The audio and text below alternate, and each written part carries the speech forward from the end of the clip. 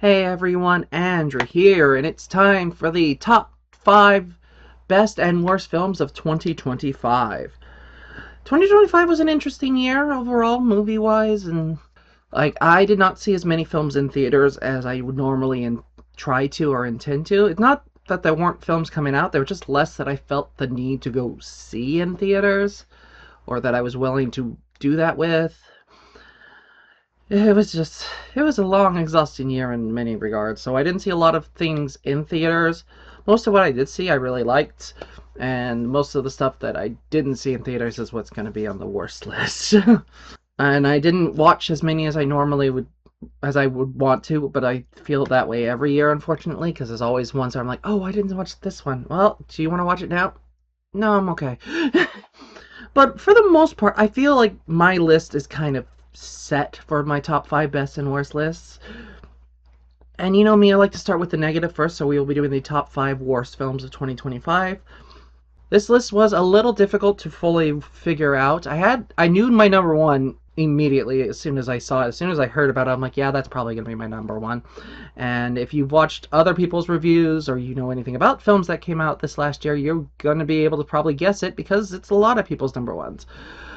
But I also made the horrible decision, because I don't know what part of my brain felt this was a good thing to do, but I decided to watch as many of the public domain children's story turned into horror films as I could get my eyes on. I didn't start out that way. I was only going to watch one, and then I'm like, well, you have to watch the others of this character and see what they do different. And I watched a good 8 or 9 of them that came out just from this year, and oh man, I could easily make a bottom 5 that is just them, because they are pretty awful. And I got to the point where I was like, okay, I have 2 that would definitely be in my bottom 5. Do I talk about them both, or do I fuse them in together into one and have them, or just pick one to represent this genre of film as a whole type of thing? And I was gonna do that. I was actually gonna fuse it together and just talk about one and and then talk about all of the others and what they all did wrong and dishonorable mentions. But then I was looking through my ratings and all that, and I was like looking at the ones that would be the new number 5, and I'm like, there's some that are definitely down there and definitely are deserving of dishonorable mentions, but none of those are deserving of the bottom 5. Whereas there's 2 of the childhood horror films that both deserve to be listed among the worst films of the year, if not the worst films I've ever seen. So I decided to go with that. So let's get started with our top 5 worst films of 2025. A Minecraft movie. Yeah, not the Minecraft movie, just a Minecraft movie. Like, most of us, I think, could tell from the trailer, from the first trailer and the first tease, like, this is not going to be good. Got an iffy art style to begin with, it's got weird performances, it's just got the worst dialogue and the worst humor, and you're just like, oh, this is going to be a bit of a slog. And then, of course, the film came out and was super popular and did really well, and so we're going to get sequels. Thanks, Internet. You ruin things again, as you usually do. Because I don't think anyone actually likes this film. I think the people that say they like this film like it because it's so bad it's interesting, or because they've made it a joke within themselves type of thing. Like, because I didn't see this in theaters, but I heard all the horror stories, heard all the things about, like, young kids going and throwing stuff and causing mayhem and making noise and freaking out over different stupid lines that were in the trailer. Even from the people that I've heard that went to those viewings, it's like, yeah, they would go and freak out for those lines, and then the rest of the time they're on their phone doing nothing. A incredibly poorly done film from a director who used to be pretty interesting. Like, Jared Hess made Napoleon Dynamite, Gentlemen Broncos, Nacho Libre. It's like, well, I'm not the hugest fan of his work. Like, those are all solid films that I would never even consider considering a terrible film. And this one, it's like, I don't know if it's just that it got away from him, or that the studios took in and overcorrected stuff, or what, but it's just like, this doesn't feel like someone's vision. This feels like a rough draft someone wrote on a bar napkin after too many drinks. I didn't like any part of this, even the parts that were so dumb they were kind of funny. It was like, no, nothing in this film was actually funny to me, or interesting, or that good. Like, the effects are okay. They fit the style they're going for. The writing is god-awful. The story is boring. The characters are not interesting. You have two strong lead performances from Jason Momoa and Jack Black, although Jack Black isn't really giving that strong of a performance. He's giving Jack Black on autopilot strong performance versus his I'm actually trying to be a good actor effort, which it fails. I will give Jason Momoa some credit. He really does try to elevate the film and make it pretty decent, but just an unfunny slog from start to finish that only is popular probably because of memes, because of, you know, Chicken Jockey. Never want to see this again. This to me is like the perfect example of like video game films done horribly, because there's just nothing here. It's like, this is worse than Borderlands from a couple years ago. Like, it's not the worst video game movie ever made, but that's an incredibly low bar to try and hit. Snow White. This is not only a terrible live-action adaptation of the beloved classic, it's easily one of the worst of the Disney live-action remakes. It's also one of the worst Snow White remakes stories in general. Like, this film makes Snow White and the Huntsman look like a masterpiece. Snow White and the Huntsman is got an iffy script and some weird acting, but that is at least a beautiful film with some amazing CGI in it. And this is another film where we were like, we could all kind of tell it was going to bomb from the beginning. Like, the second they even mentioned that they were considering doing Snow White, all I would kept hearing was all of the stuff that was against it. Like, the grandson of like the original directors against it. And you get all of the stuff with like casting Rachel Zegler as Snow White, which led to all the racists being racist. You can't have Snow White played by a non-white person. Honestly, not even the first time that's happened, so And she's not the problem with the film. She's not a saving grace of the film either. She's just kind of there and meh. And then you have Peter Dinklage being like, let's not cast dwarves in this because, you know, that's disrespectful to my people. And it's like, that's great for you, Peter Dinklage, you know, but what about for all of the other actors who would like to get work and do roles? Like, and to be fair, it's like, it's not even the first time we've done the Seven Dwarfs without the dwarves being played by dwarves. Like, literally, Snow White and the Huntsman, there's a lot of different versions that just had them being played by guys. Then you had the whole Seven Thieves being confused with the Seven Dwarfs, and honestly, I have a feeling that those probably were the dwarves originally, and then the backlash got so bad that they had to force the retcon of the dwarves in, which is why they're kind of like terribly CGI'd throughout the whole thing. It's also like, why in the hell do you have 7 thieves and 7 dwarves? That's just too many freaking characters in general. Like, is this the worst of the live-action Disney adaptations? It is dang close. Like, it's between this and The Lion King, and for me, The Lion King is worse, because this one at least had real actors, and sometimes real sets. More often than not, it was shot in the volume, but you had real performers really singing and really dancing. The songs were awful, and the dancing was just kind of okay, but, you know, it had, you could see some effort put into the making of this, whereas Lion King is just a completely watered-down version of the original with next to no merits other than that Timon and Pumbaa are half decent. This Snow White is so atrociously done in its effects that it is actually horrendous and hard to watch. And I'm not just talking about the horrible abominations that is the dwarves. I'm talking about how terrible the CGI is in every other scene, including all of the animals, all of the sets, all of the designs. Like, it is atrociously bad. Like, I was watching it and I kept seeing flashes of paintings set on fire. That's what the CGI looked like in this. It looked like someone had a good idea and then someone took a torch to it and set it on fire. Like, jeez Louise. And, like, I could forgive the bad CGI. I could forgive them filming the whole thing in the volume instead of on actual locations if they chose to do anything remotely interesting with the story, or literally anything, but they didn't. They went as bare bones basic as they could, and the things that they did change, they changed for the absolute worst. First off, let's start with the singing and the songs. While Rachel Zegler is a decent singer, none of the songs were good. The songs from the original, they butchered almost all of them, except for maybe Whistle While You Work, which I think is okay. It's decent.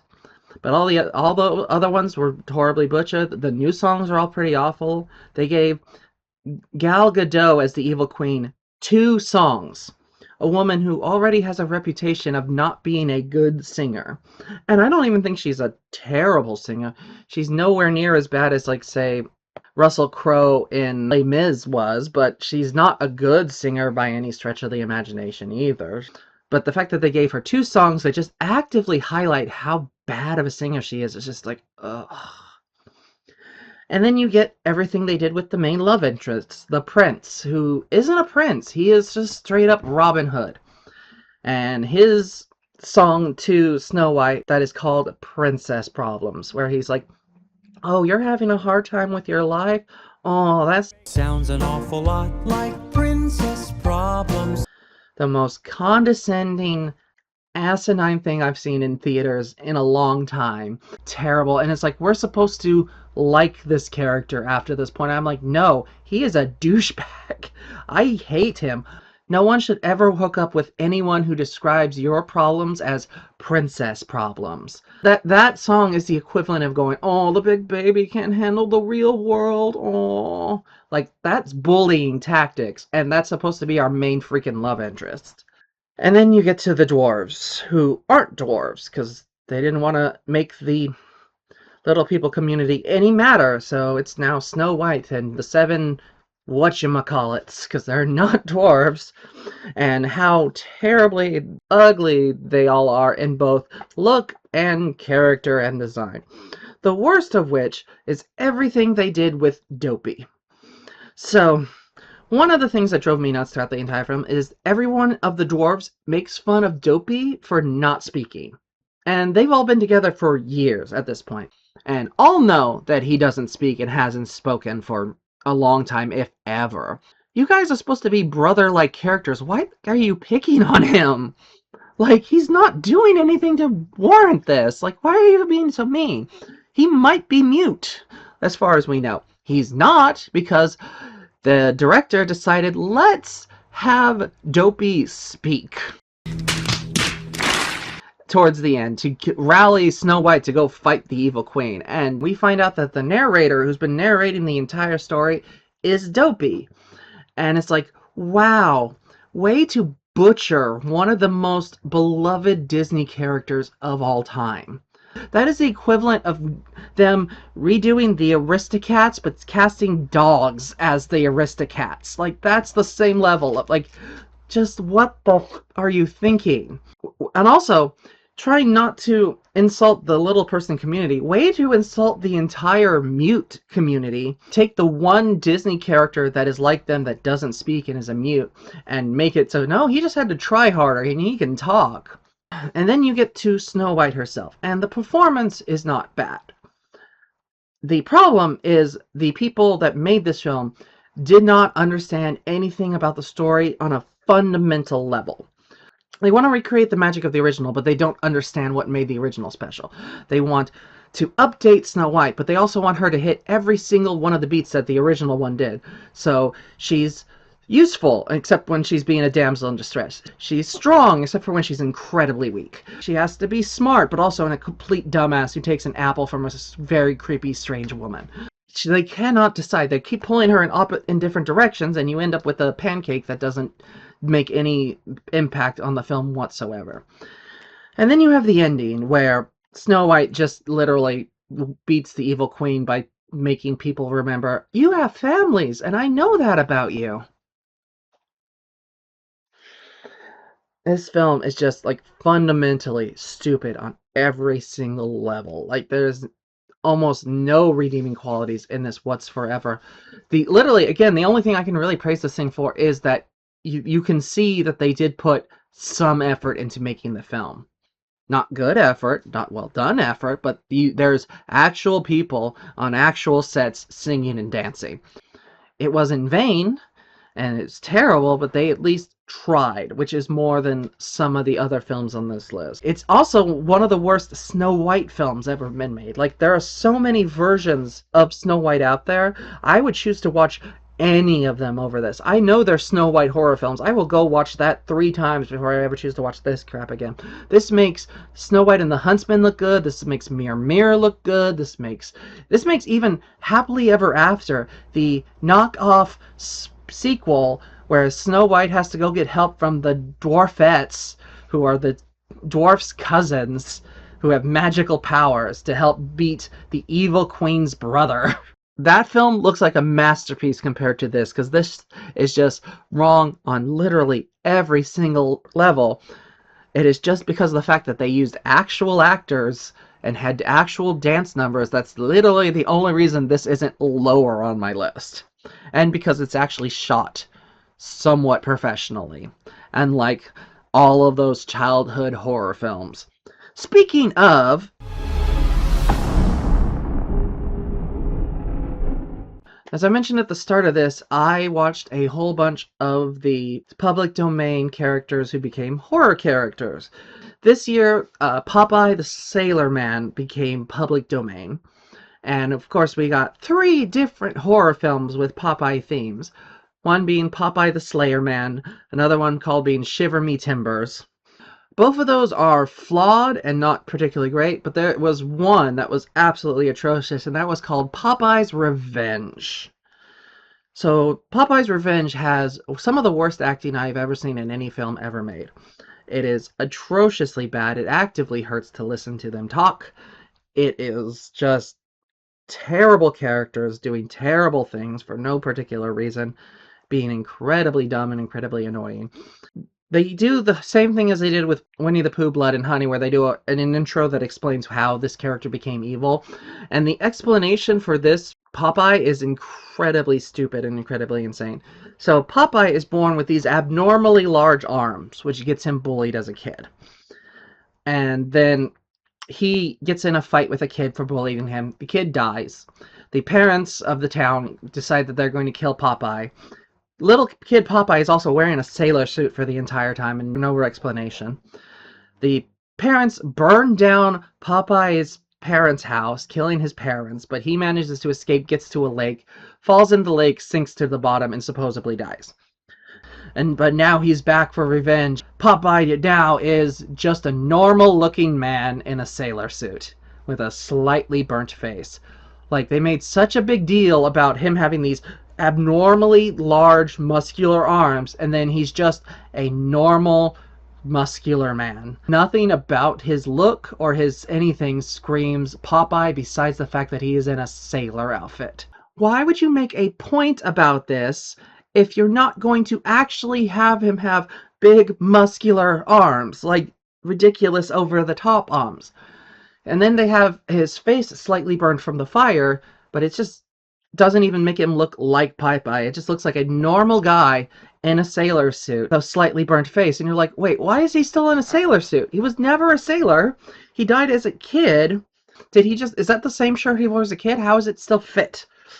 They then add in this whole thing that you find out at the very end of the film, that he has special powers, that he was invading the nightmares of the parents that killed his parents and burnt down his house, and make them rebuild his house until, it's like, you must protect my house and make sure no one comes here, and things like that. And it's haunted them for years. And it's like, so he's just a shitty Freddy Krueger. Like, this is the most crappy version of Nightmare on Elm Street I have ever seen. He has Freddy Krueger powers out of nowhere. And there's no explanation of why or where they came from or how he's doing it, but it just pops up at the last 10 minutes of the film. It's just so horrendously bad. Kills are terrible, the plot is stupid, the makeup is terrible, it's so long and slow and awful. The only interesting thing in the entire film is that he kills people with an anchor. And it's just, it is not quite as bad as Blood and Honey, but it is so poorly put together that I actively could feel like my brain shrinking from watching it.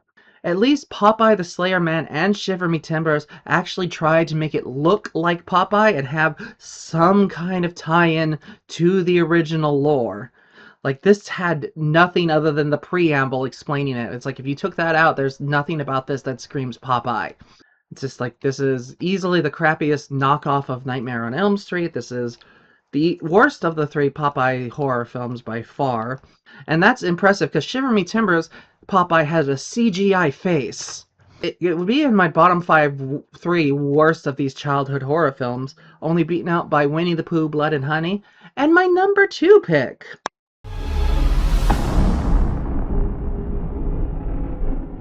So, I also watched a bunch of the Steamboat Willie horror films this year, which also kind of ranged all over the place, because there was one that was actually surprisingly good, one that was really, really not, but at least had a decent twist, and then you had Mouseboat Massacre.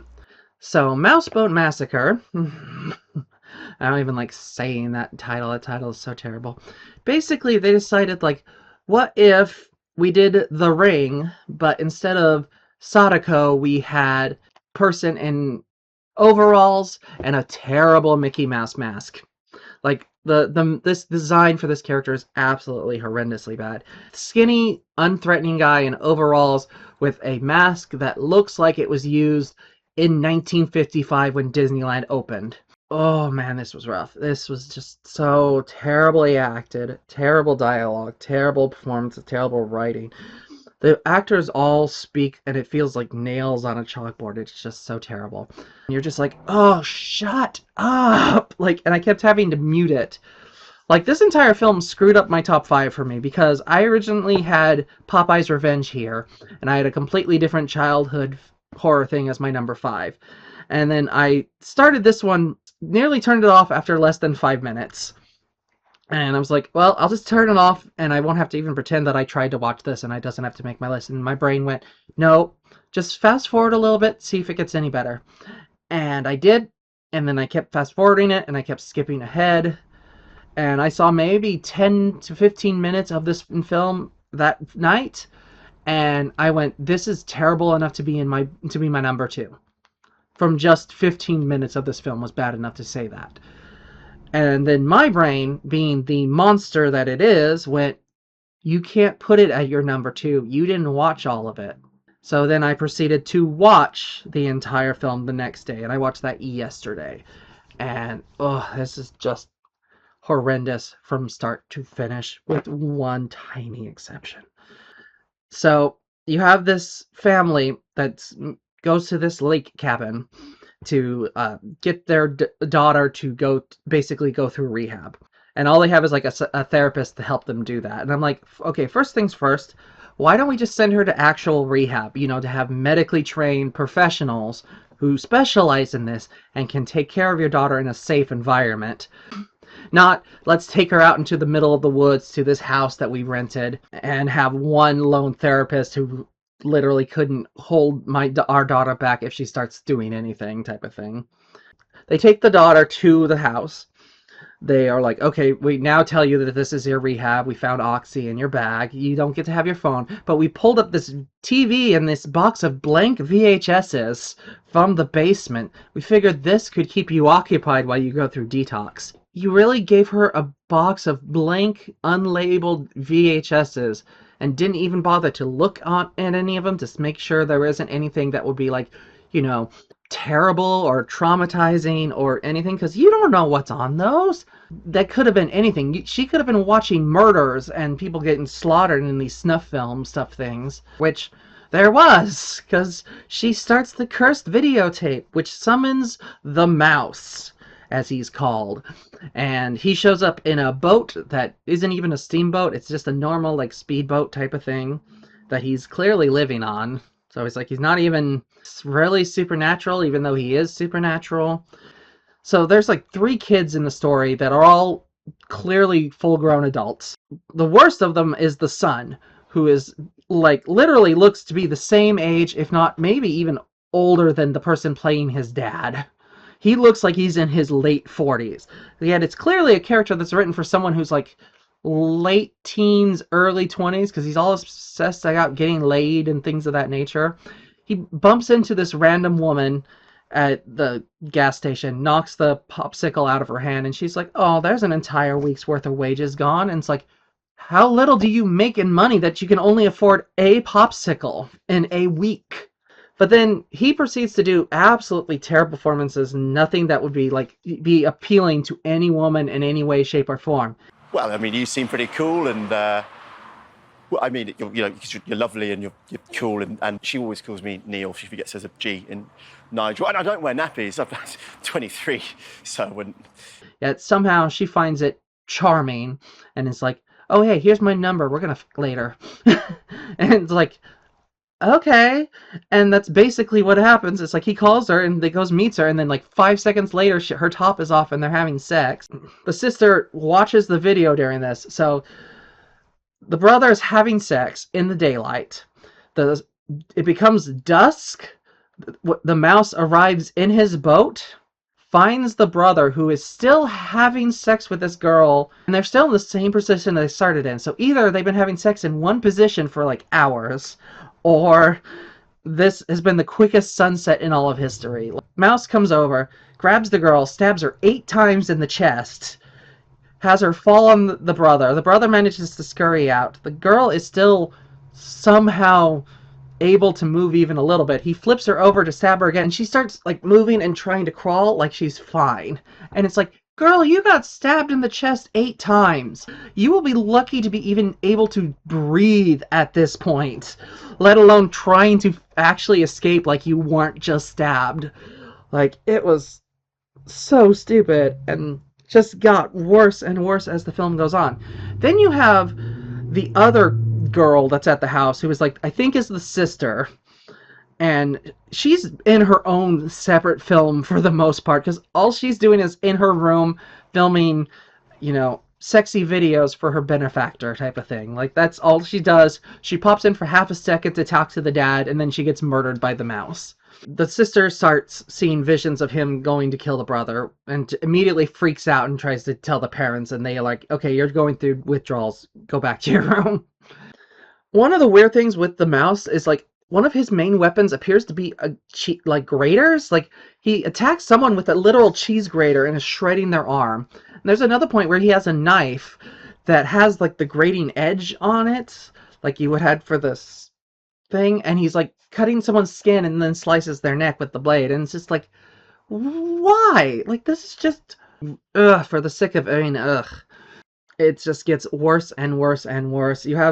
We then get the explanation of her. She goes up, pulls up her computer and looks up the address that they're at, and finds out very quickly that, oh yeah, in the 80s, there was this other family that got murdered in this house, and they never found the killer, and there's people that believe that it was due to this cursed videotape they had. The police did not believe this, so they took the TV and the box of VHSs and locked them in the basement, where they are supposed to be to this day. And I'm like, okay, couple questions. First off, if the police didn't believe that the VHS tape was real or of any threat, why did they go through all the effort to take it and the television down into the basement? Also, why would they tell the news reporter, and then why would the news reporter feel the need to add that into their news report? And then you get the explanation of what the mouse is and where they come from. And basically there was this mad scientist that was a sailor that got lost at sea for 30 days, came back, his mind was completely gone, and he had a pet rat, and the pet rat was telling him, you need to make me into a human being. So the mad scientist created this serum to turn him into a human, and some of the serum leaked onto a VHS tape, so now the mouse human and the VHS tape are connected and gain power from each other, which gives him some kind of special abilities, even though he is incredibly weak and incredibly defeatable and incredibly pathetic, because there's a point where he's chasing one of them and he stubs his leg against like the table and he just goes, ah! And there's another point where the main girl stabs him with a knife in the leg and he screams in agony.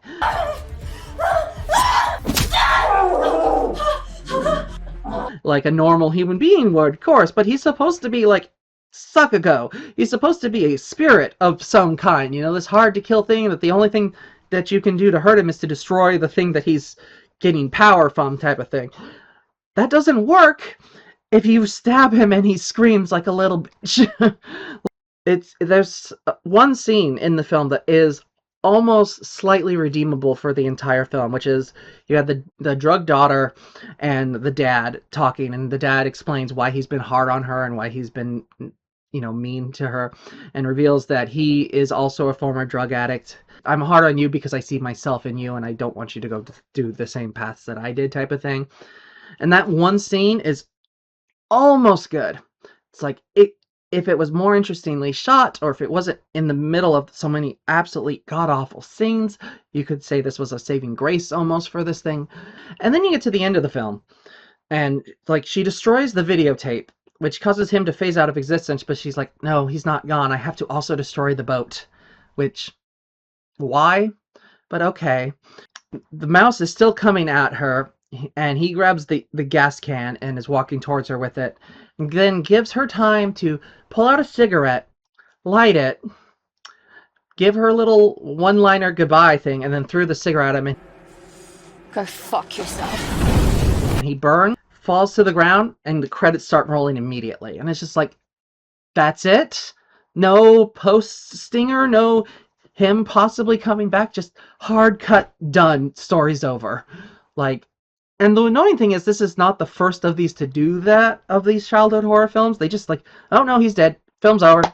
Stop. And it's like, And it's like, not that I wanted more, but like, that's just such an abrupt, nothing ending. It's like, so much for this big, powerful, unstoppable ghost killer thing that he got stopped very easily.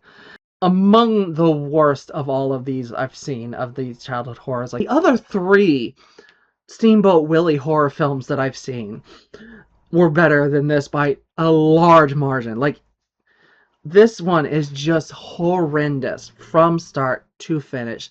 Nothing in it is really good, except for that one little scene. And that is literally the only reason it's not in my bottom, because this one was just a terrible, horrible thing to watch twice. I would have been happy putting this on my list with only that first viewing, but me being the glutton I am, I had to be sure. And yep, this is easily one of the worst of these ones. It's like between this and Blood and Honey, of which is worse of the two. If not on par with Winnie the Pooh, Blood and Honey, it is like slightly better. Just because of that one little scene. Like, because at least that has that one little scene. Winnie the Pooh, Blood and Honey has better kills, but it is also a boring slog where nothing happens for 90% of the film. So this one at least has stuff happening. It's just really stupid and really ugly. And there's no mirth to this film. It is just darkness and sadness and pain. There's no fun to be had any way whatsoever. But like I said, there is one scene in this film that is good, which is what kept it from being my number 1, because my number 1 has no redeeming qualities. My number 1 is very predictable. If you watched other people's worst films of the year, this is probably their number 1 as well. And it's one of those where I'm like, I knew for certain it would be there the second I saw it, and that is, of course, War of the Worlds with Ice Cube. So this film was already, on a backward step from the beginning for me, because it is a screen film. It's a film about someone staring at a computer screen, occasionally reacting to things that they see on the screen. This is a subgenre of films that I absolutely despise, and I wanted to die immediately. Honestly, I prefer the childhood turned horror film over the screen films, because nothing is good about a film that is someone staring at a screen, sometimes reacting to things. I hate this subgenre of films. The handful of them that we've gotten have all been atrociously bad. Even the ones that people tell me are good, I think are god-awful. I don't think there's any reason to watch Searching or Unfriended or any of this garbage like this. Like, they're still awful films. You just might get one that has a decent performance in it from someone. This is sure as heck not that, because there's not a single good performance in this. Horribly acted, horribly cast, horribly directed, horribly shot, horribly edited, horribly put together. This is a film that falls apart on every single level. Like, there was not a single good decision made in this entire freaking film. Ice Cube giving his absolute worst performance he has ever given in a film, and that is an incredibly low bar. Like, that's already on the ground, and this is like 300 feet under that. He is a hacker who is using his power and his talent to spy for the government, but mostly uses it to spy on his daughter and monitor her fridge to see what he's eating. And given the way he treats her and the way he talks to her, I'm amazed that she hasn't gone full no contact with him, that she hasn't put out a restraining order on him, because he is obsessive about it. Like, he literally calls her because he sees her on a security camera picking up a muffin. A muffin? Really? A muffin? No muffin. You eat fruit. And it's like, jeez Louise. I've seen your fridge. You're not getting enough protein. Like, God. And yeah, he's giving his most flat performance he's ever given. The one scene that he remotely reacts to anything is when he loses his Facebook account. And granted, in the story, it is because it's like him losing his Facebook account is losing the last message he got from his now dead wife. But his son, he thought his son died in an explosion, and he reacted less than he did to losing the Facebook account. No! And then you have what he does with his son. So Ice Cube's character spends the movie trying to figure out who this dangerous hacker group is and who's behind it. And he's got these messages that they've been getting from the hacker group. And he's been hunting this group for days, weeks, months, possibly years. Only now does he decide to take the audio and tone down the pitch and slow it down so that he's able to tell that it's his son's voice and the recording. Like, wouldn't that be one of the first things you freaking do with this kind of thing? And it's like, you know, the government is taking our data and stealing our data, which is what draws the aliens in. So stupid and so horrendous. There's like literally no logic in this film whatsoever. Ice Cube can literally hack anything on the planet if he has a thought about it. He at one point calls the president and during the attack, and the president is just sitting in the Oval Office. And it's like, did no one watch Independence Day? Like, he would be in the bunker or on Air Force One. He would sure as heck not be in the Oval Office. That's the first place they'll blow up. And speaking of Independence Day, they took the ending from Independence Day and put it in this War of the Worlds film. Instead of it being a human virus, it is a computer virus. And then the world is literally saved thanks to Amazon.